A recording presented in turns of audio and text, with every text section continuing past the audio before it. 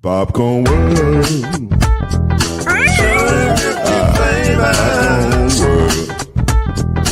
Popcorn World.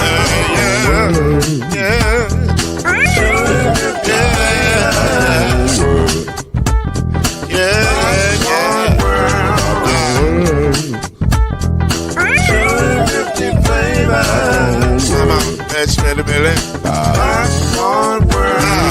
Can I make you groove now? Yes, I can. So you can get this groove in a bag of a can. Put the make it round the world and the holes in your hand. Popcorn World. 250 flavors gonna make you smile. 250 flavors gonna make you smile. 250 flavors gonna make you smile. I said popcorn make you smile. Ah. Popcorn World. Popcorn World. Popcorn World. It's a popcorn world.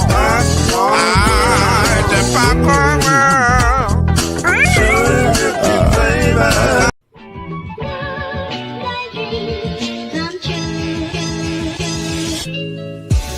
Now it's time for Believe in the ACC with our starting lineup. From Florida State, number 17, Charlie Ward.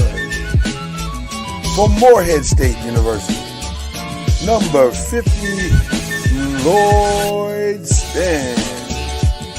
And from Murray State University, number 2, Kendrick Haskett. Get ready for the best sports show about the ACC in all the land. Believe in the ACC starts now.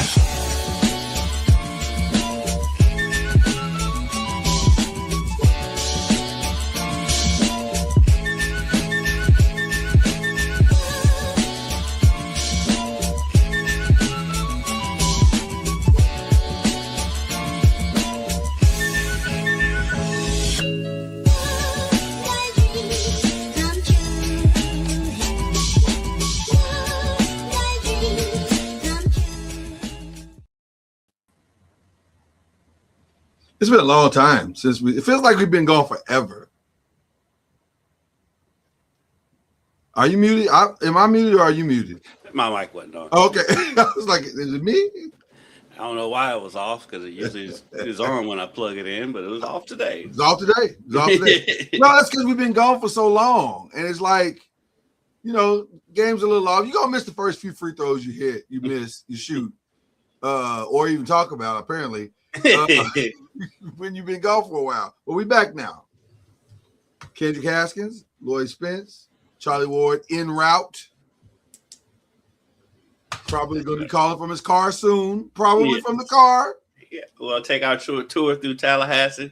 Yeah, because that's part of what we do on this. Like podcast. the glasses look. Thank you. It's serving as a in duality today. Fashion and also a brother been up all night. So I finally figured out why celebrities wear glasses. I didn't realize it's because they're either up all night, drunk, or high. And it's like the glasses, keep you from seeing all that. A combination of the three. Or it could be a combination of all three. So for me, it's just fatigue, and a little bit of fashion, but mostly fatigue. So but I'm glad to be here with the homie right now. We're about to do our thing. This is Believe. We should probably start calling it a mashup and just call it something else. We'll come up with a new name going into, we'll take our summer break. This time of year, because really all we got going is baseball and softball. Right. And we have the NBA playoffs. Yeah, so we'll come up with a new name. We'll figure it out. Tallahassee's in full effect. With the great Charlie Ward in the building or driving through the building in his car. How you doing, Charlie Ward? Can you hear us? What's up, sirs? Yes. We're great, brother. We're great. Good morning, my brother. Good morning. Well, let's get the party going, man.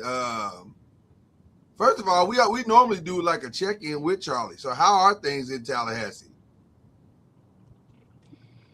I just got back from our conference in Boston Oh, okay. late last night. Did this conference involve Jaylen Brown and his Twitch account? Someone needs to meet with that brother. I've seen some spots where he's going off on everybody. He's got some time. Like, yeah, he's got some time. He has some things on his mind. Like he's not a part of an association anymore. Well, they reminded him real quick. Send us that $50,000 check, sir. Send us that $50,000 check. So because he was talking about the referees and he was going too far. Charlie, you never had to pay $50,000 for anything, have you? Like that Knicks fight, you didn't have to pay $50,000 for that, did you? Yeah, it was more than that. It was more than that? David Stern hit you like that? Yes, because it's a game check. Oh, because you got suspended. Oh. At the point when you're sitting at the house, do you think, man, I shouldn't have gotten that? Like, do you have that revelation? Like, are there regrets at the point when you're at the house? I mean, it is what it is. You have to suffer your consequences. But okay. I learned. I didn't do it again. I wouldn't have part of anything else. That's true, Charlie. I don't remember any other Charlie Ward fights in the NBA. So you did learn. You are one of the few who's ever learned their lesson. Yeah, because your old college teammate used to love to fight. Oh, yeah. Listen. He had zero problem fighting. Sammy. Oh. During that time, it was kind of unregulated. Yeah, that was the culture. That was the culture of the NBA during that time. During that time was when they started cracking down on y'all. Right. Yes, that's when all the rules and things started happening. Yep. Before that, they used to have just straight out brawls. Yep. The good old days. The good old days, they called them. They called them. Well, listen, Charlie, I don't know. You've been busy, man. You've been flying across the country, doing all kinds of things. You may not be aware of all of the things that are happening in our beloved ACC. And one thing in particular is happening in Kendrick's backyard. Like, man. They're spending a lot of money. They're spending a lot of money. Well, reconciliation will give you that opportunity, Charlie. When you make things right with the people that broke your heart, y'all come back together and love on each other again. Then they reopen up the checkbook, and all of a sudden things are, moving in the right direction. So who are you referring to? I mean, I'm not gonna say a name.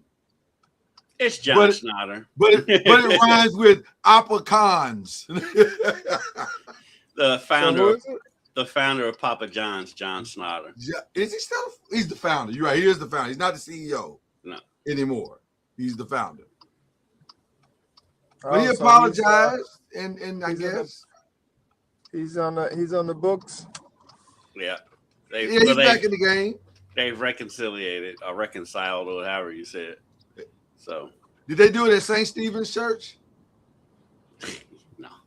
No, I was just wondering where do you reconcile a moment like that, where you have to repent for your past aggressions? Over the phone. Just over the phone.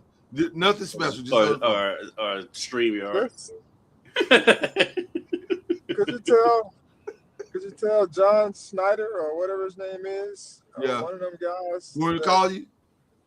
FAMU is less. So he don't have to spend as much. FAMU with us is less. I don't understand it. Like, if y'all want to spend less money, y'all can come help us out at HBCUs. But for looks of it, it would be probably a better proposition for Papa John to do that. Well, let me ask you a question. What are you prepared to do, Charlie? Are you prepared to turn FAMU Stadium into Papa John Stadium? Because what are we talking about? Does he need? He can't really do Papa John Stadium no more now. He'd have to just go full name, right? No, until they've got naming rights on the stadium now. So until the stadium, are you talking about here or in? Well, I'm saying in Tallahassee, he's gonna have to go John Shatner Stadium, right? Schnatter. What is it? I don't know. It's a complicated last name. Schnatter. But there's no D in it. It's 2 T's. It's right. Okay, we're going with Schnatter. Hence it being Schnatter. That sound like you saying D with a D instead of a T. I'm sure if the price is right to change the name, so or to add a name to make it right. Okay, Kendrick, I need you to work on this. So, and there are a lot of things. The Champions Ranch. There's a lot of naming. There's a lot of things. Right. We're talking about helping students, helping athletes. We're talking about helping people grow and be better. So we're talking full-on reconciliation. Like, don't stop just at Louisville. Yeah. Fix all the problems. I'm with there it. You go. I'm with it. Well, he's helping Louisville for sure because they all of a sudden they're basically getting every player they want to get. I thought they were going to lose. I thought they were going to lose the Akezi kid. I was like, well, Maryland's probably going to get that because that's his daddy's school. But yeah, I didn't realize though that he lived here at one point.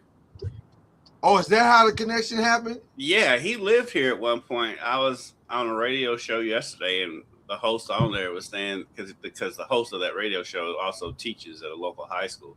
Okay, and he was saying like some of the kids in his class was like, oh yeah, we played against him in middle school. And one kid was like, yeah, he dunked on me. He was like excited. What's his proper pronunciation of a name? Obini? Obina Akezi. Obane Akezi. Obina. Yeah. Obina. You don't remember his daddy in Maryland? That's his daddy. It just dawned. Well, you know what's crazy? I'm having to now reconcile that all of the players that we grew up with have kids that are now going to be playing sports, right? You know what I'm saying? Like you don't think about that until you start seeing it, but it's right. You're right. Those kids are that age now. Yeah. So I didn't hear the name. I heard the name and it never registered until you just said it. Yeah, like Ron Harper Jr. Ron Harper Jr. Sammy Davis Jr. But yes, so okay, so there you go. Well, listen, that kid is signed, sealed, delivered, and reclassified. So if they get all of the kids that they've signed, then it looks like they are, because the only one that's really in question at this point is the Florida. I call him Florida. Flory Badunga? Yeah, because he's technically in the draft, technically. Oh, yeah. But he probably won't stay in the draft because he's not. I would imagine he's not going to get drafted. He might go. He might be a second round pick, but yeah. Yeah, but he won't. He'll get more money at U of L. He'll get way more money at U of L. He might as well just come back. So Louisville will have a significant team next year. Like it will. They have done well, men and women. If we're being honest. Yeah, the dollars are flowing. They should be top 10. Both teams, I would think, coming in next season should be top 10 teams. The women maybe. I just don't want to get ahead of myself. Yeah, I got. And I haven't seen what other people done. I was today years old when I realized my camera zooms in and out. It keeps, if you notice, it's zooming in and out. I don't know how. I thought you were doing something different with your computer, so I didn't say anything. But I said, "Oh, he's got a new feature on here." Okay, I got it. But apparently, I do. I was just wipe. All I did was wipe off the lens. And maybe that's all it ever needed, Kendrick. Maybe that's all it ever needed. So but yeah, they should be at least top 10 coming into the season. They still need some shooting though. They need some. They're not done. Shooting. They're I not don't think done. They're not done. Yeah. But yeah, on paper they look pretty good. And I was talking about the women. The women's biggest coup was keeping their players. They kept everybody. They kept their core, and so they kept the core. Yeah. And so that was huge for them. And then bringing in some good pieces around them, they should really be ready to make some noise next season too. I think your Seminoles have done well too. Charlie, they picked up a little point guard. You might know him by the name of Anthony Robinson. Yes, I mean that was a nice get. They definitely have gone out and gotten guys they felt can help push them to the next level, or trying to at least compete. Still not sure where they are with their bigs, who those are, because when you're playing in any league, you have to be well-rounded. Right. And what I mean by that, you have to be able to play all different types of styles, because you never know what type of style you're going to end up playing against. Yeah. And so you want to make sure that you're, prepared for it all. And so it'd be interesting to see I don't know who I know they have a couple of big guys that they picked up. But it'd be interesting to see how it all meshes. It's like no other team. You get these guys or ladies or whomever it may be, you bring them in and you hope they gel well together, because there's not that,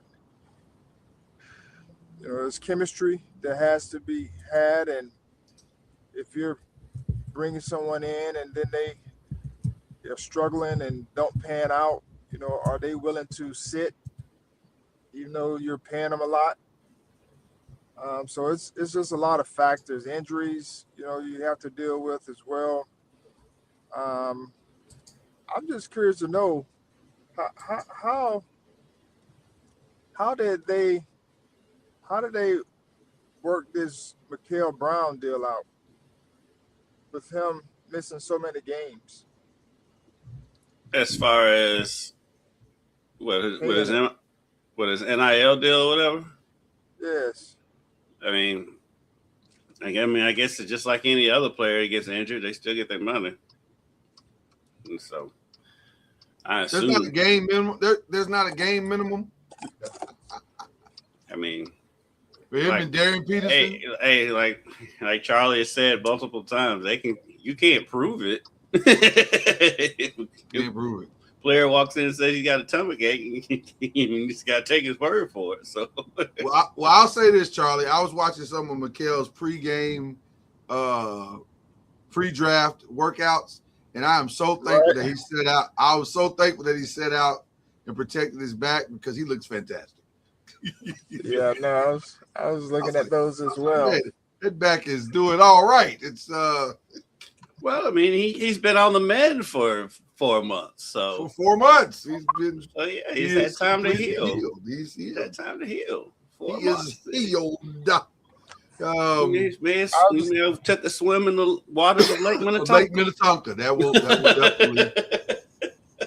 will definitely bring about a healing. I do notice he still wears his U of L gear, which kind of surprises me. Well, listen, because he's repping the squad. As soon as this season was over, he was out of town. Well, and also that might be part of the NIL responsibility. Like when you are, like I say, it's like maybe it's a certain month to month thing. Like you have to go from the time you sign your deal last year to the time you get drafted. You keep wearing the U of L gear as part of the marketing for the University of Louisville. Now, I don't know why you zoomed in on that, but, it's fine. My hands are down here. I don't know what this thing's doing. I just looked up. It's like a 70s movie. It's like a 70s zoom in. I'm with it, though. I like it. I'm here for it. So, in ESPN, Louisville's women would have been ranked number 1 had it not been for Audie Crook just messing up the whole thing and going to Oklahoma State. So they are ranked number 2, and then the highest ranking for Louisville men is 24/7 has them at number 1. People were really upset that CBS had them at like 8 or something. Although I'll be honest with you, I don't know how right CBS is ever about these things. Like they don't. And it's like, you know, nobody has a full roster yet, so you just gotta wait it Well, out. and then also it's like the draft. We think this went well, but we don't know. Like nobody knows. Yeah, I mean, I give Badunga and Shellstad, the guard out of Oregon. I give them somewhat credit because they're around town. I mean, they've already come. They're already there. Yeah, they've been here. I don't know if they've moved in yet, but they've been around town. That's what's up. When they came on their visit, they're here at the same time. Their visits. Right. And they went out to a U of L baseball game and was out playing cornhole with fans and stuff. And so it feels like they're hitting the ground running as far as chemistry wise. Well, there's definitely a lot of excitement in all of the programs in the ACC. So the ACC, what will be really interesting is to see, honestly, how Duke and North Carolina bounce back from all of what's going on, because they got several players in the draft, pre-draft process, but I think some of those guys are going to end up coming back as well. It feels like some of those guys are going to be coming back. And I had a list. Let me see if I still have my list of all the guys that are in the pre-draft situation at the Duke. Their center, he already came back, didn't he? Yeah. Yes. And then they've got Isaiah Evans. Is that who came back? No. You're talking about Duke. You're talking about the center. Number 21. Yes, whatever his name is, we can find his name. We don't have to work this hard. If only we had computers that had. Right. We have the technology. We can rebuild it. I'm looking it up. Y'all go ahead. Okay. So there's a lot of players that I think could go. And then Juke Harris went somewhere. Where did Juke Harris go? Tennessee. So he left Wake Forest, left the draft process, and went to Tennessee. Yeah, I guess there's been an interesting development between Louisville and Tennessee fans, where they've gotten this bond. Patrick Gumba. Gumba, there you go. Yeah. Okay. But Louisville and Tennessee fans have formed a bond on dunking on UK on social media. It's become quite hilarious. Well, right now UK has become a very easy target because they and you know what? Let me say this too, and I almost want to take the glasses off, but because I'm so fatigued now, I want you to see the tiredness of my eyes. I'm not gonna do it. But I will say this: he kind of got your Aegis Elba going on with those glasses. I got an Aegis Elba thing going on. But here's the thing: I don't like anymore. I don't want this whole going on inside the NBA. We're takers. Inside the NBA thing anymore. Like that's And then he got the blue and white box, so it looks like he's going to UK. But then he actually going Stokes. Yeah, the Tyron Stokes dude. Like, come on, man, you ain't got to do all that. That's just grab the hat like he's anybody else. He's kind of troll Kentucky. Tyron. He's from here. He's from Louisville, and Pat Kelsey got out of that recruitment relatively early. He's too rich for his blood, But he basically grew up a U of L fan. And so I don't think he was ever going to really go to Kentucky. So I think it's kind of a troll job because he got like a 502 tattoo on his leg, before he committed. Wow. For those who don't know, 502 is the area code for Louisville. The area code, yeah. So, I think what is he getting? Like 4 or 5? He's got to be getting 4 or 5 million then, right? I don't know. People ask me about what people are getting. You don't know the number, but that's also the other thing that Louisville has done. I heard it's around 4 or 5. Yeah, Louisville has not released the number, and why would you? They don't. None of them do. That's what cracks me up when all these experts say they know what people are getting. I'm like, they have not released that. Well, Kentucky, didn't they release the number last year? Kentucky did. Well, I've also heard that it wasn't 22 million, but when it got out, they didn't say no. But right, which is something you need to say if that's not the truth. You need to say no. That's not how.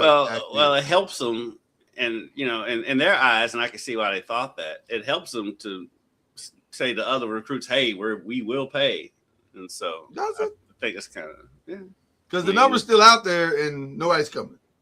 Yeah, well, apparently they didn't get 22 million from their. Okay, right. And he's like, you got to prove it. It is not money. right. It's not working. So, but I digress. So the NBA draft is also coming up, and it's been interesting to see. This is going to be a unique draft, and a very interesting draft. Yes, because. So I guess I'm trying to figure out this new world where you can put your name in, but if you don't go where you want, you can come back. Yeah, well, they have a deadline before the draft. Right? Yeah, there's a deadline before the draft. Okay, so that's okay. So the deadline is pretty close to the actual draft. Like it's like what is it, like a week or two or something like that?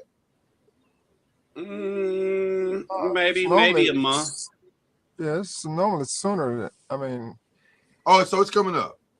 Yes, should be coming up here soon. Okay, early part of the month or later in the month.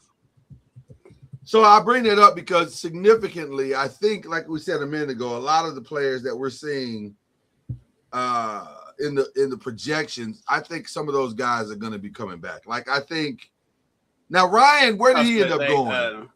The players wishing to retain college eligibility must withdraw by May 27th, while the final deadline for all early entry players to withdraw from the draft is June 13th. So that's what I thought. That's what I was going to say. I thought it was like close to the somewhat close to the draft. Yeah, and the draft is on the 23rd and 24th. Okay.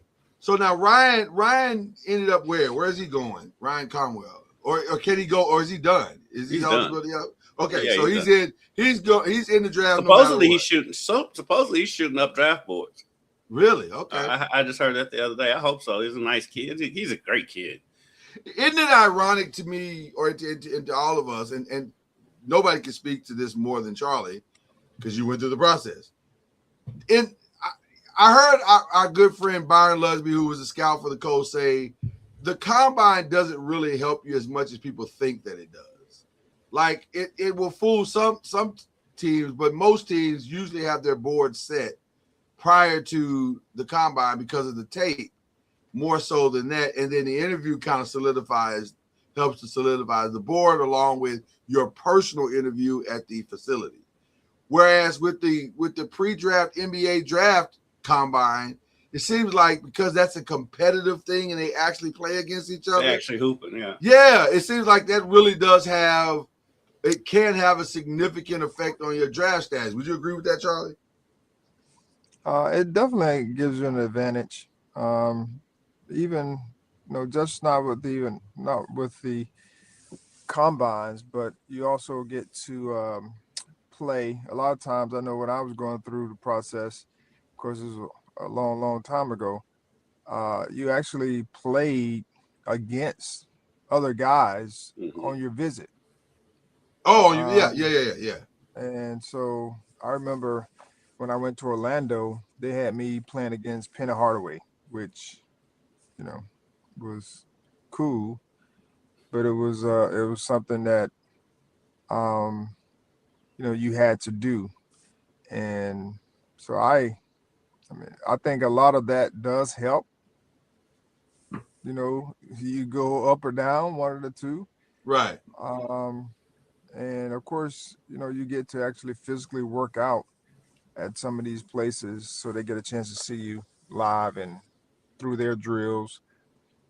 So that does help, as you say, as opposed to when I didn't even go to the football combine, which I guess it hurt. It didn't help me because I didn't get drafted, but I did have pro day on campus and those types of things for football. But I think it does help to be able, from a basketball standpoint, to be able to compete against other players, especially the ones that's probably in your same boat. Yeah. Right. Yeah. For a kid like Ryan Conwell, I would imagine that he he probably does stand out at these workouts because he's so strong and he can shoot. He can get to the basket. He can bully ball a lot of players his size, and so I can see why and then he can spot up shoot. So I can see why he's kind of flying up draft boards. Will he get drafted? Maybe not. Maybe second round. He's but second I can round see why. kid. But I can see why teams are interested in him because of his skill set. But he could move up in the second round. Like he could significantly move up in the second round. So there's your NBA draft and ACC draft information. Speaking of draft, we haven't had a chance to really review how well the ACC did in the NFL draft. 38 players. 38 players went in the draft from the ACC, and Miami did extremely well. Miami had a lot of people going in the draft. Miami and Ohio State make you wonder why Miami and Ohio State didn't play in the national championship. Well, and not only that, but Clemson also Clemson matched Miami, which tells you they probably should have had a better season than they had. Like they had 9 guys go in the draft, so I'm not sure what happened. I'm not sure what happened in the season, but it was clearly a productive draft for the Clemson Tigers. But just to kind of go through a couple of review, all the first round players, 10th, obviously, Francis Maianoa. And by the way, again, there's no N in this name, but it's Maianoa. It's crazy. There's no N anywhere in sight. It's madness, I tell you. It's madness. But he went to my New York Giants. Ruben Bain went to the Buccaneers, which I think was a good pick and a good spot for him. Blake Miller. Yeah, he just reminds me of a Buccaneer. I think he does. He really does. When I saw him put the Buccaneer hat on, I said, yeah, that tracks. Yeah, he looks like a new worn sap. So there you go. Blake Miller, the offensive tackle from Clemson, went to Detroit. Akeem Mesidor, great edge rusher, went to the Chargers. Keelan Rutledge went to Georgia Tech. He went to the Texans. And then Peter Woods, the defensive tackle from Clemson, went to the Kansas City Chiefs. So those are your first round. I was happy for Mesidor. I was too. He's a kid that when we was down in Miami for the national championship at the media day, I got to talking to him a lot. And it's a really nice kid, funny kid that's not taking himself too seriously, and a heck of a football player. So I was happy for him. There you go. Some other names of notice. Avion Terrell went in the second round. He went to the Atlanta Falcons. Carson Beck, Charlie, went to the Arizona Cardinals as the player of the future for the Arizona Cardinals. What do you think about that one? I mean, the only thing that really hindered him, I guess, probably was his arm. His arm injury he had coming into Miami. Right. And I know last year he probably wasn't 100% from that arm injury, due to, he was able to probably get some velocity, but downfield throws were probably tougher. But he has the tools. At Georgia, he struggled, with interceptions, but then he came to Miami and it was a little bit totally different, but it was different. So I think he'll do well, but you never know. Especially that position. Yeah. So well, speaking of never knowing, in the fourth round, the Jets took Cade Klubnik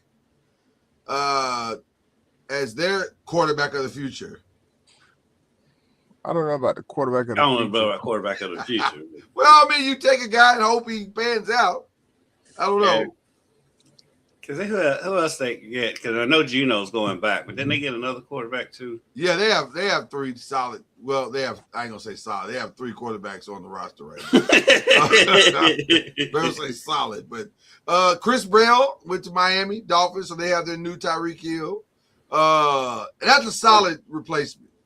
He's not quite as fast as Tyreek Hill, but he's much more bigger and physical, and he does have speed. Chris Bell's a heck of a football player. I like him and Malik together long term.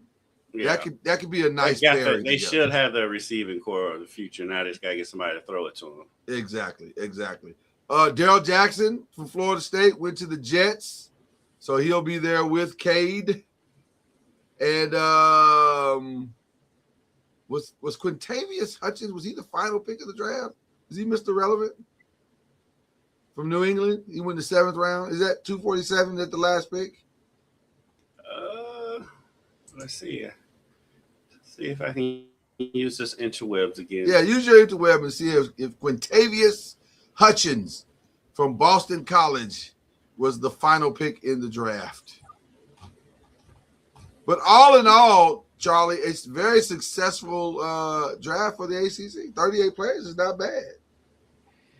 I mean, people were killing the ACC about not having so many players, or maybe they were just killing my Seminoles. But it's just Red Murdoch was Mr. Irrelevant this year. Okay, all right. I just think it's all. I mean, it's a year-to-year type deal. It is year to year. Yeah, 100%. So now everyone's killing the SEC because the Big Ten has won the last 3 championships in football, and like everyone's clamoring to try to get more money in their conference, with expansion. I just think it is what it is. Like, you're gonna have a certain number of guys who are of the draft board. Some teams, some conferences, just not. But everybody's going to have good talent, at the end of the day. Well, it's certainly hard to claim you're the best conference on the planet if you can never win, like, anything beyond your conference. So, so there may be some validity to people's hammering away at the SEC, who routinely says they're the best, but they're not winning right now. So, all right, Charlie, I got to get this. I know you got to get out of here in a few minutes, but I got to get this one out before I let you go, because we mentioned it a little bit earlier, but I know that Jaylen Brown is very upset at how his season ended, though he says this is the best season he's ever played, and we'll get back to that in a minute, because that was a wild statement. They had the most fun. Yeah, it was the most fun. That's a wild statement to make, by the way. But and he was so proud of his guys this season, which, again, wild statements to make. But we'll talk about that in a minute. But I want to talk about the actual game, Charlie. And you are not just Charlie Ward. Well, I want to talk about, before we go on to what's going on in the conference finals as it relates to, what's happening right now. Right. I want to go back to the first round for just a second. And I just want to ask you, as a state championship winning coach and a coach that had a very productive first year in college basketball, if your team has shot 11 of 39 from the 3-point, at what point do you look at them and say, just go stop shooting that and go score it, go do something else? Like, this ain't working. Like, help me understand, because I'm telling you, as a journalist, I sit here and I am frustrated by the Boston Celtics in those final 3 games shot 35 for 127 from the 3-point line. That is an insane number. I don't understand. That's why they're sitting at home. That's why they're sitting. Is that stubbornness to a strategy? What causes that? I mean, it's the philosophy of the program, coach, or team, or whatever you want to call it, And so that's why. I mean, we all are byproducts of our experiences, our philosophies, and those types of things. And if that's what you believe in, your expectation is you need to make it happen. And so they I mean, that's what they've been doing all year. That's how they got there. So it's hard to just say, pull the brakes from what actually got you there. And it came back to bite them. So, I'm just always a believer in a healthy balance, and being efficient. Regardless, I mean, you have your philosophies and what have you, but you have to have a healthy balance and be willing to make adjustments. But when your philosophy is trying to get up as many threes as possible, you're going to lose games because you're not going to shoot well all the time. That's just. I'm watching the game, Charlie, and I'm saying Philly is literally surrendering the mid-range shot. They're like, "We'll give you that," and they wouldn't. And they were like, "No, we don't want that. Give us a three, whether it's open or not. It doesn't matter. We're shooting that 3-point." It was an insane game to me. So as much as Jalen would like to complain about the refereeing and the flopping and all of the things, it's the 3-point shooting for me. Like it was. You can't. And they kept. I mean, at least get a paint touch. They kept shooting bad. They kept shooting bad ones. Oh, yeah. Bad. That was my biggest issue, was they would just keep coming down and shooting the same shot. And I'm like, dude, you just shot that same shot. I understand you think the next one's going to go in, but the next one's not going in. Like you keep saying the next one's not going in. So when are you going to just stop and say, I need to do something different, or let me run some time off the clock? I mean, they just kept coming down past one pass shot or no pass shot. Right. And if you miss, those are just long rebounds. Demoralizing. I mean, if you're gonna chuck a lot of threes, at least run some kind of offense to get a three. No, like Charlie said, they were not running any kind of offense. They just run it down and chuck it. Well, and never was it more prevalent and ridiculous than when it's a 1-point game, and all you have to do is drive to the back. Jalen is one of the strongest players on the basketball court. And instead of coming down and driving to the basket to try to score on this guy, putting the guy in a pick and roll, seeing if he can get to the basket that way, no, 3-point shot. Let's see if it works this time. It was unbelievable. It really was. They shot 3 threes in a row with a 1-point deficit. It was crazy. I was like, you know what? Y'all deserve to win. So my question is, has he gone on Twitch or whatever he's on and talked about that? No, I haven't heard a word about this ridiculous philosophy. And by the way, I'm starting to think his coach not so much the genius. He may be starting to think that? A little bit insane. Just a little bit insane. Just a little, because it just doesn't make any sense. And now we haven't said all. Starting 5 he rolled out there for Game 7 wasn't a giveaway. Listen, that was because that starting 5 was because of a guy who couldn't play. Well, that doesn't explain Luka Garza's starting. Well, Luka is a streak shooter. Listen, he believes in the streak shooter. That's why Hauser's out there. That's why Pritchard's out there. That's why Luka Garza's out there, because they're streak shooters. And when they're hot, they're hot. But when they're not hot, oh boy. So here's the starting 5 for that game. Luka Garza, Derek White, yes. Jaylen Brown, yes. Ron Harper Jr., who's barely played all season, and then Baylor Shireman. That seems like a winning formula. Said no one, by the way, ever. No. Like no one has ever put that sentence together. I can understand want to keep bringing Pritchard off the bench because that's where he's most effective. I can understand that. But you won't start Sam Hauser and Keita has been playing for him all season. I have another coaching question, Charlie. At the trade deadline, Boston went out of their way to trade pieces to Chicago to get Nikola Vucevic.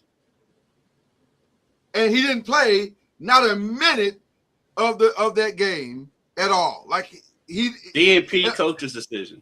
And I'm saying, okay, help me understand. Just for my own. Again, Help me understand.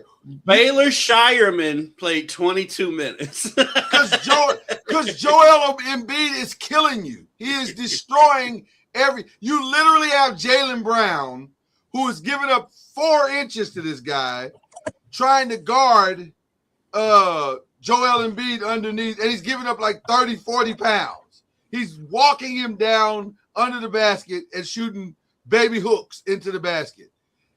And Vucevic can't give you 6 fouls? He can't give you 6 fouls at least? Well, I'm always going to side on the caution of the coach because we're not in their meetings.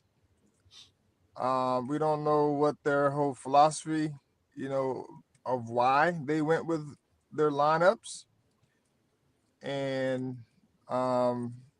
because I'm sure they talked through it, and they felt good about it, whatever it was, their philosophy was. And I don't say it backfired, but that's part of coaching. You're going to make some good moves, and sometimes the moves don't pan out. Because if he came out and those guys who came and played with great energy, which potentially could have been a reason why he chose to go with that group, because he's looking for energy, then it makes sense, to do that.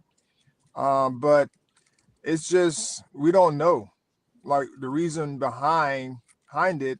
And of course, it didn't work in a sense. And everybody's going to criticize and those types of things. But that's part of making decisions and choices. And I'm sure it was well thought out, not just a whim. Well is strong.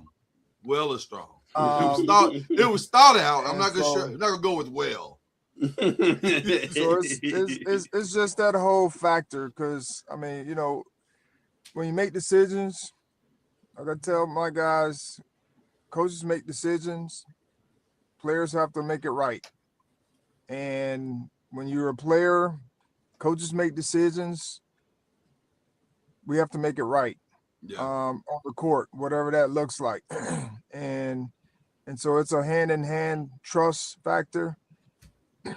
Because like I used to tell people all the time, there's no play that came into the huddle that wasn't a good play. It all came down to the execution of that play. Because if it was a bad play that the defense, was right on, well, it's my decision to throw the ball away, or not to throw it to the other team. Right. Just because it was they played it well, they knew we were doing, whatever the case may be. It was my decision to go out and make it right by throwing the ball away, playing the next down. Yeah. And so that's what I mean by, it's that trust factor, and you have to trust the guys that you have, and you hope that they make you right. Well, speaking of that, your Knicks are on fire right now.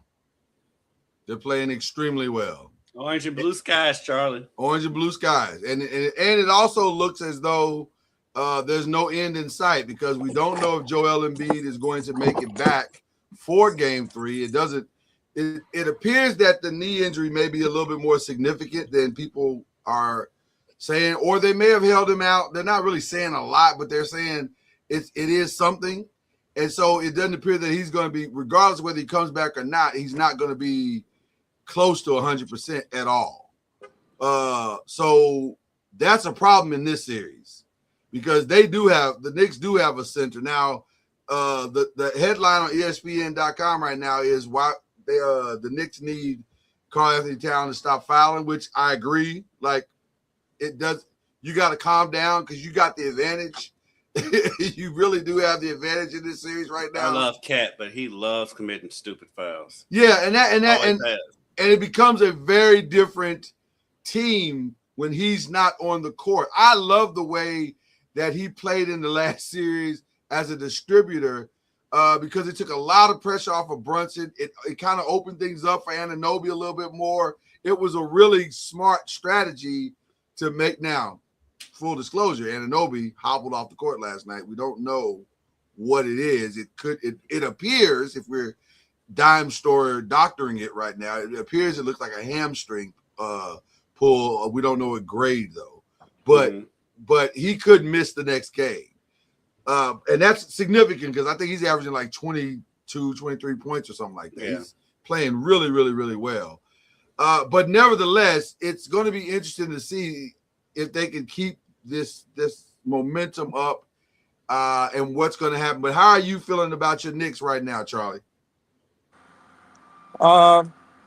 They're of course playing well, and I mean, last few games they've won them since their first two losses to the Hawks.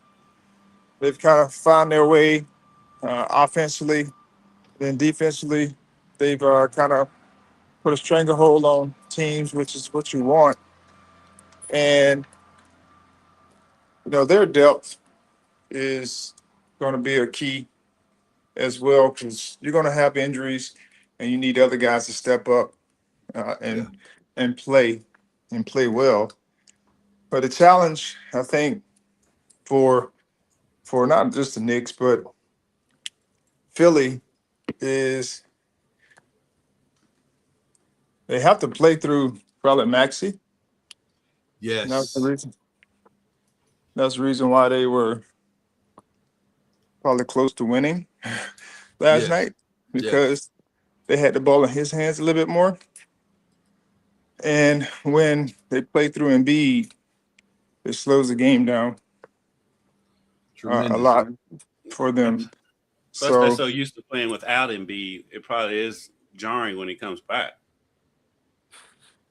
Well, they had a good flow last night. They had a really good flow last night, and I thought, I'm gonna be honest with you, I thought they were going to pull it out, but it just got really. They at the end of the game they adapted the Celtics game plan, right? Which is keep chucking three. Paul George took one of the absolute worst threes. Oh, it was awful. That was awful to see. And then somebody said something to him, and he looks like he was defending. I'm like, bro, he was defending it. He was defending it, and I think he was defending it to Edgecombe. It looked like Edgecombe was talking to him.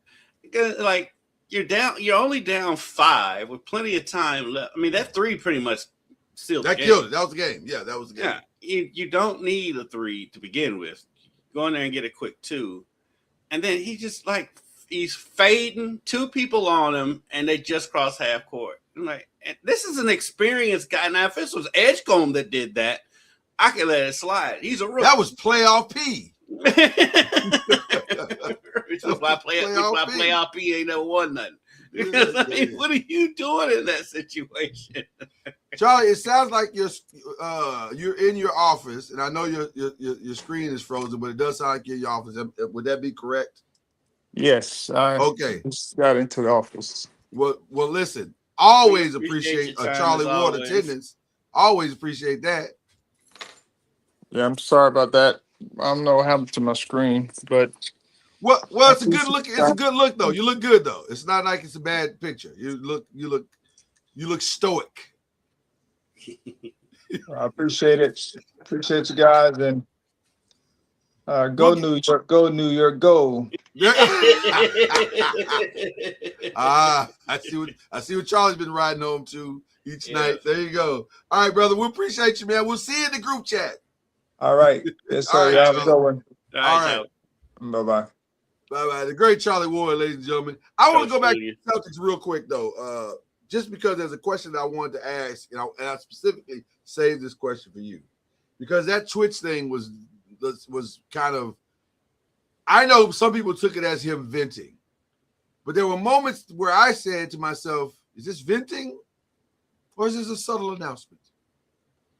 Well, then he did a second Twitch. He did another Twitch yesterday, which he basically said he wants to be in Boston as long as they'll have him, or something to that extent. Or if it was up to him, he'd be in Boston. Why wouldn't it be up to him? They're going to make you an offer. Why wouldn't it be up to you? Are they? Well, I'll just say this: $70 million a year for 2 players is crazy. Well, that's what that's the NBA now, though. and it's the same player. Like you're paying the same type of player.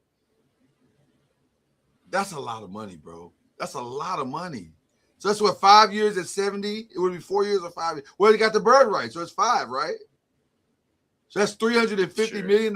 Jesus.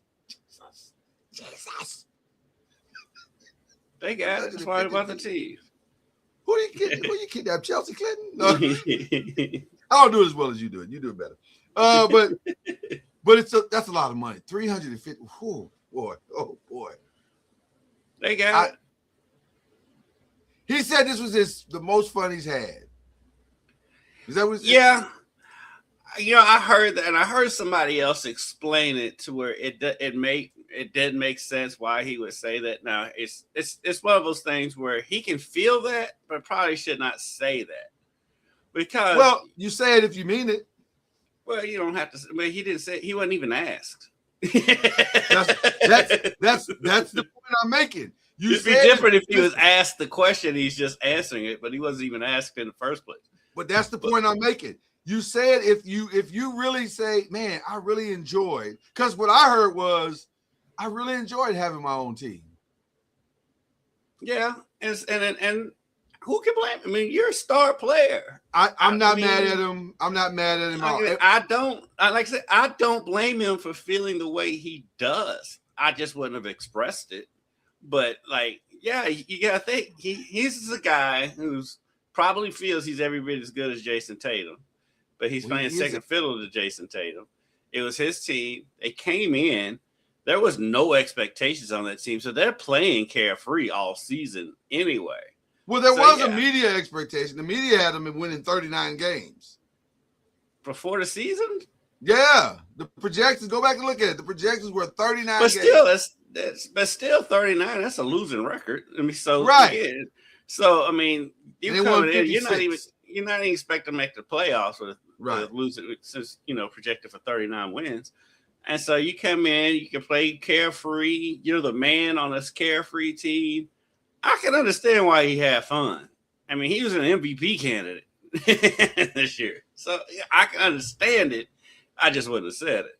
So there's a team that's looking to make some changes, probably because their star is disgruntled. Would you make that trade? Would you if you're Milwaukee, do you call the Celtics and say, hey, your guy wants his own team and our guy wants off this team? I mean, it makes sense. It does make sense. Taking my Laker fandom out of it, it makes all of the sense. In fact, it makes the most sense of anything that I've heard discussed. Far more than Miami, far more than the Knicks, far more than my Lakers. That makes the most sense. Because one thing about Jalen, he don't care what market he's in. No.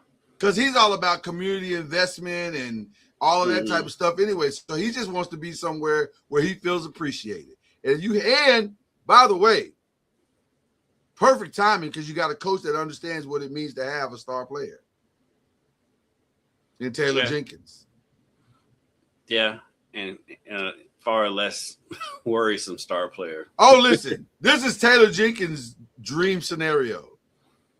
And lose Giannis, get Jaylen Brown, I think he'd be very happy. And he doesn't have to deal with Ja anymore. And he doesn't have to deal with Ja anymore. Which I don't understand why the Grizzlies let him go in the first place. But I don't either. I thought that was crazy. Because it certainly wasn't his fault. No. Because they went with the player in that situation. So I think him and Ja kind of falling out. But then, you're most likely giving up Ja too. So they totally ripped that thing down to the studs. Yeah. And they're still stuck with Ja. I guess Ja will get traded until the trade deadline or the draft. Yeah. Ja, I'm sure Ja has put a moving truck on standby because he's not going to be living in Memphis much longer. It's over. It's over. This divorce is inevitable. So that's what's going on with the Knicks and the 76ers. The Pistons and the Cavs, that was an interesting first game. I think the Cavs series is going to come down to just James Harden and can he stop turning the ball over? Yeah. If he can stop doing that, they'll have a chance to win that series. But because the Pistons don't have anybody to score, they don't like. Well, they've got Cade, but right, but beyond Cade and an occasional Tobias Harris sighting. Now Duncan Robinson had a good game. He had 19 off, a contributing. I think them making Tobias Harris the number 2 option was a good, was a smart move. Tobias Harris always has been a serviceable player. I've never understood why he couldn't stick with anybody. I don't get it either. I think it's the only option you have. Like if you look, I think he pretty much is their second option, and I think, because with his skill set, Cleveland really doesn't have anybody to match up with him defensively. They don't. They absolutely don't. And Thompson, that ain't what he do. His job is to go stop whoever their people are. That's his. Asur's job is to go stop whoever is causing problem, which is why James Harden had 7 turnovers. Right. So he did his job. And Cade's size gives Donovan problems. Yes. So I think Detroit's gonna win that series. You do? You think Detroit's gonna? You don't think there's any way Cleveland pulls this out because they have the better talent. I mean, Detroit's the number 1 seed for a reason. Detroit is the number 1 seed for 1,000%. So I think Cade's size and Asur's size out there on Donovan and Harden is makes the difference in the series. On both ends of the floor. Cleveland don't know what to do with Jared Allen. Like he is just out there, and I love Jared Allen. I love Jared Allen. I think Jared Allen in a different uniform could play great, but in this uniform, he's great for them. Like they are lost. Sometimes. But that last game, that game 7 they played in, right? He was outstanding. Yeah. I don't know. They don't. This doesn't seem like they know what to do with him consistently, and so it. I don't know. It's weird. The Timberwolves Spurs. As we go over to the Western Conference, the Timberwolves Spurs. That went about how I expected last night. Yes. First of all, let's start with that. Yes. They got the split, and it seemed like they were already comfortable with the split. And I think because I think when Spurs came out and hit them in the mouth, and Minnesota was like, yeah, you know what? let's go ahead and rest our guys a little bit. They're playing the long game. The Wolves are playing the long game, and they know they got an injured Anthony Edwards, and they don't need to run him into the ground within 2 games. So if had they jumped out to a good start, maybe they would have pushed. Yeah, but if once it got out of control, they were like, we got what we came for. We're fine. Yeah. And that's the way to play it. Can we just say this together and agree that 12 blocks is diabolical? That is crazy. And he'll have a game. He'll match or beat that. I think I agree with somebody. I heard somebody. I think it was Kenny said it last night. I think I do agree that at some point he's going to get a 20 block game. Oh yeah, it was Kenny said that. Yeah. I could see him getting a 20 block game very easily. Like the only reason why he may not get a 20 block game in this series is because Rudy will keep him down low. But if they're playing Nas, which the Spurs were strategical in putting Wemby out there when Nas is out there at 5. Yeah. Then he could because he can get out there and block threes on the perimeter. With Rudy, when Rudy's in there, he's got to stay down low. But yeah, when he can get out there and block your 3-point shot, yeah, he'll get 20. Interesting that they have yet to have a great game from De'Aaron Fox. Like he had 16 last night. I guess that's fine. He didn't need to get more last night. Right, he didn't need more last night. So. But I'm just curious because I think they go as De'Aaron goes. Because I think De'Aaron opens up the game. The reason why Stephon Castle can be as good as he is, that shot he hit last night was insane. It was insane. Right. I think the reason why he can be as good as he is because you cannot take your eyes off De'Aaron Fox. De'Aaron Fox when he's on is about a pure scorer as is in the game. He was plus 24 last night. Plus 24 is crazy. Yeah. So he didn't score as much per se, but right, it didn't look like that, right? Yeah, but yeah, he still kind of dictated things. For those who didn't see it though, because Castle they outletted it to him with the shot clock going down. He's already in the air when he catches the ball and releases it and knocks down a three. It was insane. I don't think people realize how hard that is. I honestly, from a physics perspective, don't even know how he did it. Like I was like, I don't know how that happened. How did you? That was insane. I don't understand that shot at all. But he made it work. Like he did. he did the thing. So they're tied 1-1, and then tonight the Los Angeles Lakers will try desperately to try to tie up that series, and before it heads back to Los Angeles, and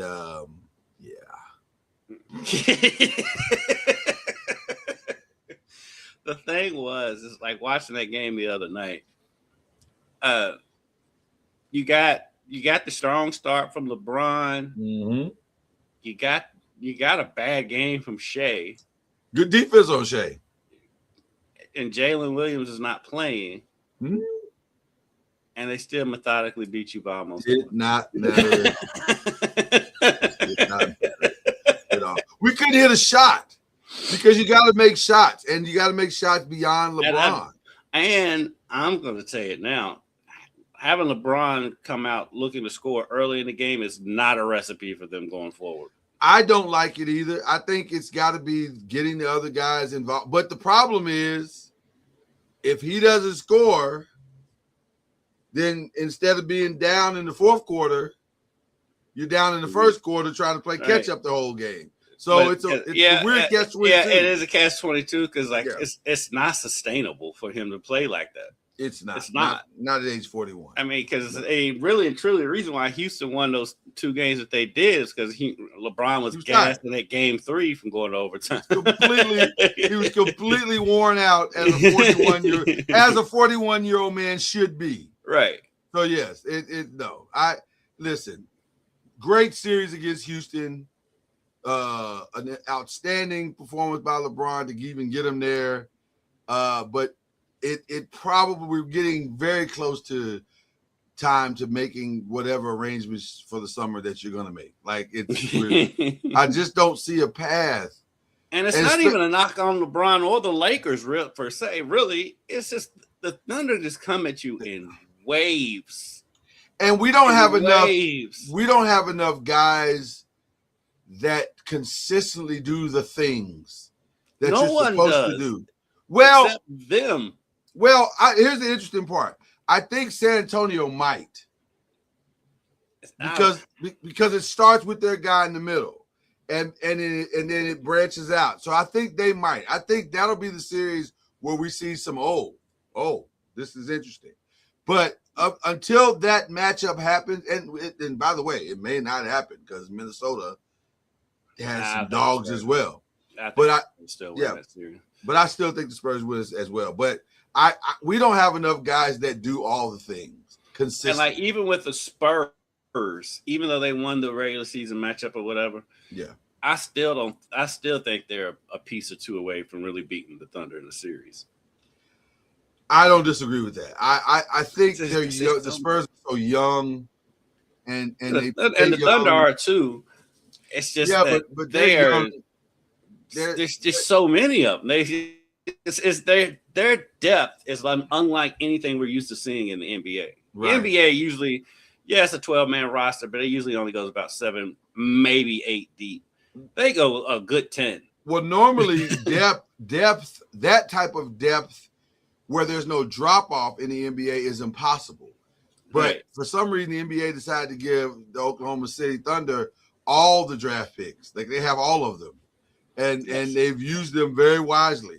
And by the way, and then they go out and get McCain from the Sixers, who fits in perfectly with that team with his personality, his style, his way he plays, his skill set is perfect for that team. And he was killing the Lakers. He was.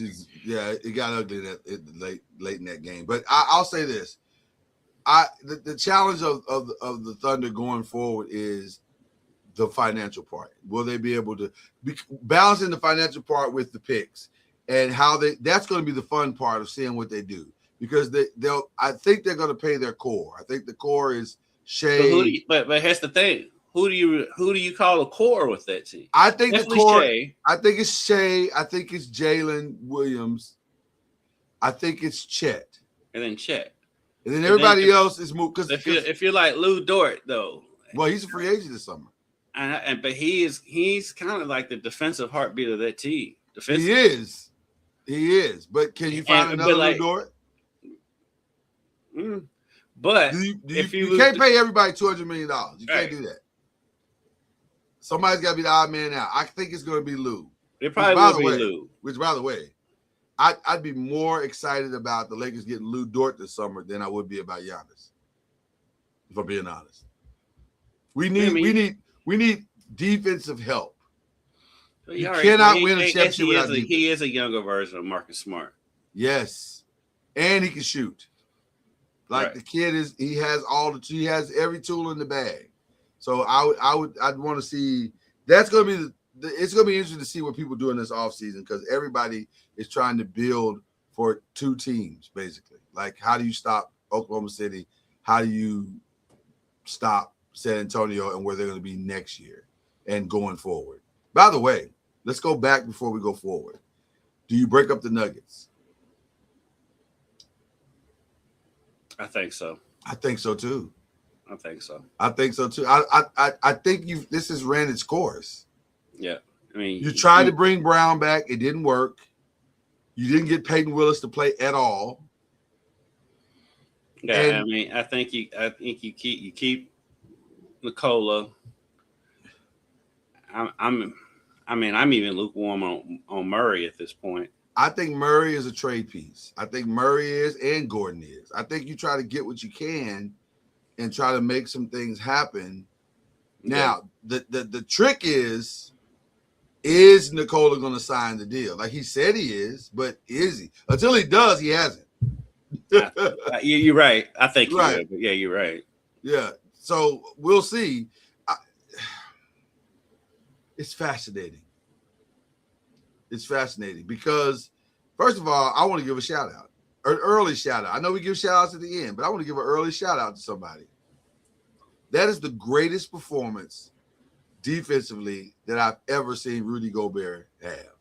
Mm-hmm. That's the first time I've ever watched them and said, that's a defensive player of the year. Yeah, he had Nikola all messed up. Nikola, oh man, and doing so many things that are uncharacteristic of the way he plays. What is this? What is this new set on First Take? They're in LA. Oh, okay. Yeah, he's in LA. He's in the LA studio. Okay, because I was like, what is this? Because this does not look like a sports show. It looks like somebody's family room. Yeah, it doesn't look good, but you know. I saw Cameron on there yesterday, though. Yeah, the fact that Cameron is on there lets me know that we are in. And by the way, apparently Skip Bayless is coming tomorrow. Friday, yeah. Which is crazy. I'm going to be honest with you, and I mean this from the bottom of my heart. If Skip Bayless comes back on a regular basis, I'm out. I'm out on First Take altogether. Really and truly, when we're doing this show, that's the most I watch First Take. Yeah, I lately I haven't been watching it because I'm tired of the rhetoric. And then Stephen A is kind of like, I respect what he's done, but some of the rhetoric is like, I don't need this. This is not helping me in any way in my life. So, and I applaud the improvement of Kendrick Perkins. Yes. But sometimes he says stuff like the other day. It was like, if the Spurs don't win game 2, that they're going to get swept. I'm like, dude, that's relax. I don't know about that. Yeah. I mean, yeah, it's up against you when you lose the first 2 games of the series at home, but relax. I don't know who has more hyperbole in their takes, Orlovsky, Perkins, or Brian Windhorst. They're all 3 are bad. Like they're all. Levitar's got some of that in him too. Levitar does as some wild takes sometimes. He's so prisoner of the moment. Everything's the greatest thing he's ever seen. But I can almost tolerate that a little bit because that's just fan hyperbole. I don't mind that a little bit. But some of the stuff that Kendrick Perkins will say, or Windhorst. Brian Windhorst is like, he'll say some stuff. You're like, dude, that is not how that works at all. And I'm sorry. But, they'll say it as fact. And then you're just kind of like, what? No. No. So I don't know. Han, what's his first name? That he's with the Knicks. He's on there. Yeah. I know you're talking about. He had an interesting take today, too, going back all the way back to the Celtics real quick. He said, who would you choose? Would you choose Brown or Tatum? Who would you choose, Kendrick?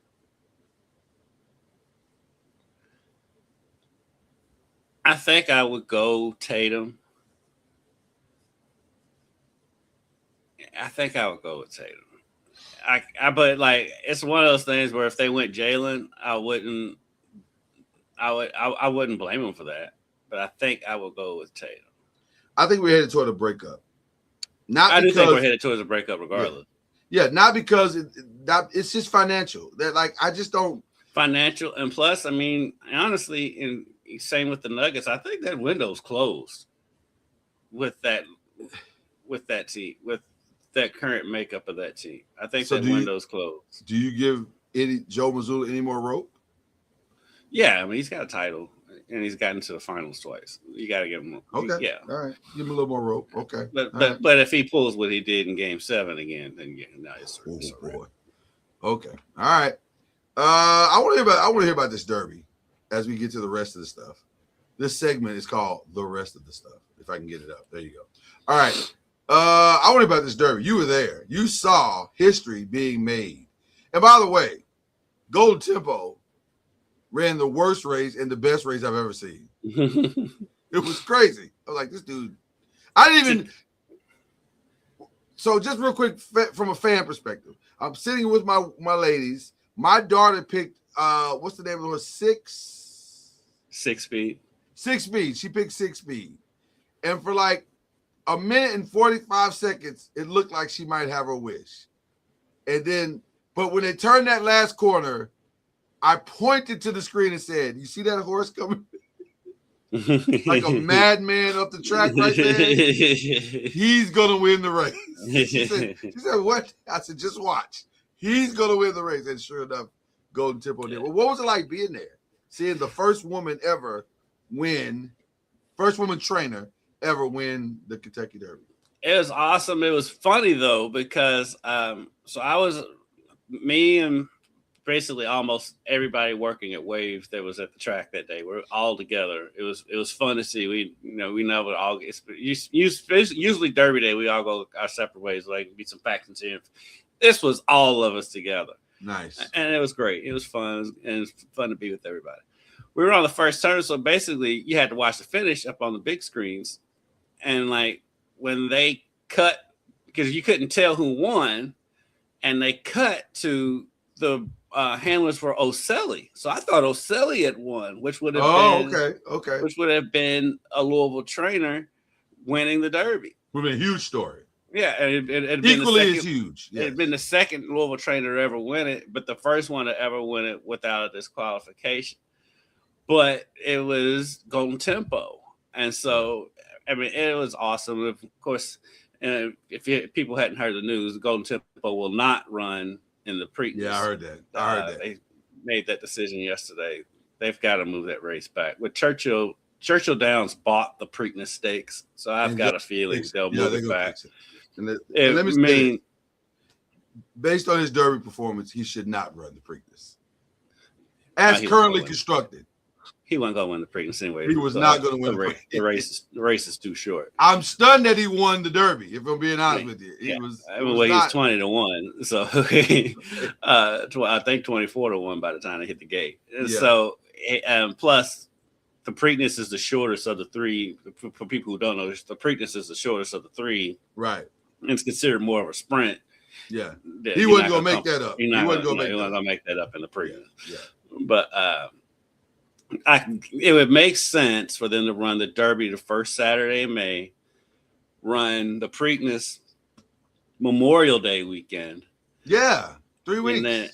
And then run the Belmont the first Saturday in July, because you're liable to get 4th of July and you can combine all of that. Just saying. Yeah, I never understood what the rush was. Like, why are we back to back? And it hasn't always. It's because it's been like that for a long time. But there was times in the past when it wasn't like that. So I don't know.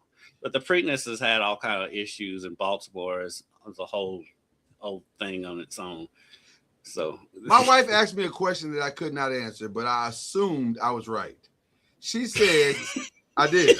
I'm probably wrong, but that's the manliest thing ever. I assumed I was right.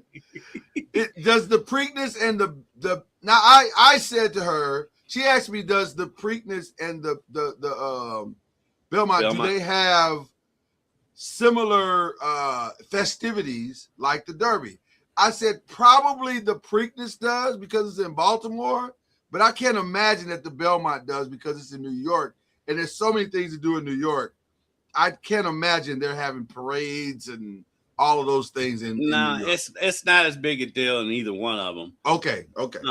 Now the Preakness, when I've been there, it's a little bit more wild in the infield than the Derby is because the Derby's corporatized everything. Right. And so it's still a little crazy the infield of the Derby, but I mean, even citywide ramp up. Like, is there a ramp up to it on either one of them? When I've never been to the Belmont, so I can't speak on the Belmont. Okay, but I can't imagine because that's in New York. That's 30 miles from Manhattan. They're not doing that in downtown Manhattan. Right. I mean, I would imagine though if there's a Triple Crown on the line, if somebody has won, maybe it's a little more energy. Yeah. But as far as like the crazy what goes on here leading up to the race, no, for either one of them. Okay. And then the Preakness, like I said, they've had their issues because of their track issue, and so right. Because Pimlico, I mean, lack for a better term, is dump, and they've knocked it down. So they're racing at Laurel, which is a much smaller track. And so I wouldn't imagine that they're hyping it up that much. Well, now that Derby winner's not in it, it's not going to get that much hype anyway. And to me, they've got to fix that part because the whole reason why I care. Because you want to see a Triple Crown. I want to see a Triple Crown winner. Other than that, I don't give a flying flip if some horse that I've never heard of wins the who cares? Yeah, that's the other part of it. Not only is the Derby winner not in it, I think there's only like one, maybe two horses that were in the Derby that are in it. Oh, well, then this is there are a couple Derby scratches that are in it. Right. But by the way, Joe Public don't remember that. I know who they are because I had to cover them all for 2 weeks. But by the way, dodged a serious bullet at the beginning of the race with Great White and his Great White. Jockey. That was crazy. I was like, but the horse told him before the race started. I don't know if you probably didn't see it, but the horse was pacing violently in the barn like I'm not running today. I don't know what I got to do to tell y'all I ain't running today. And so when they brought him out to the track, it didn't surprise me that he violently did what he did because he was in the stall pacing the whole time. Mm-hmm. And I was like, okay, well, I guess he was like, I can show you better than I can tell you. so thank God he didn't hurt anybody or hurt himself. But yeah, that's a huge horse too. Jesus, he's huge. Great White is huge, and thank God that the horse didn't hurt himself, and thank God that the horse didn't keel over and fall over and land on the jockey. Which, by the way, it was inches away from falling on it. Yes, like literal inches away. That horse was the biggest horse in the race by a lot. Thank goodness for everyone involved that it didn't turn out worse than it could have been. Yeah, he was the biggest by a lot, like a whole lot. All right. As we get more into the rest of the stuff, I don't know why I'm supposed to care about this. Like, first of all, let me be very clear. I think I might know 3 French Montana songs, maybe, and they're all features. Yeah, I only know features. Right, that's what I'm saying. They're all features. I don't know any actual French Montana songs. At least I don't think I do. Maybe I do, and I just don't know that I do. But I don't know why I'm supposed to care about this. Like, I don't. No one asked for this. No. So my question to you is: has Versus finally lost its relevance? I mean, if we're being honest, the Versus has been relevant since we came out of COVID. They keep doing them. Well, listen, if this new strand of whatever this new thing is as strong as people say it is, we may be going back into COVID. Who knows? Like, I don't know. It's this new whatever this thing is called, something. So I don't know. But you know what? This government, they'll probably just allow us all to. Oh yeah, we're not. No, with this government, we ain't going back into quarantine. Yeah, just go grab your mask and pray. And we're not even gonna wear masks. We're just gonna just die. No, I'm masking up, brother. I go down like that. But yes, you're right. This government doesn't really care. But yeah, I don't know who asked for this, and so I don't think I've never understood why French Montana is famous. I don't either. Huh? Because he can go, huh? Is that the reason? I've never gotten. I mean, and call me an old head if you want. I've never gotten the appeal of Future. I don't. Young Thug. No. Lil Yachty. Let's keep going. Yeah. Uzi Vert. At least Uzi makes some beats though.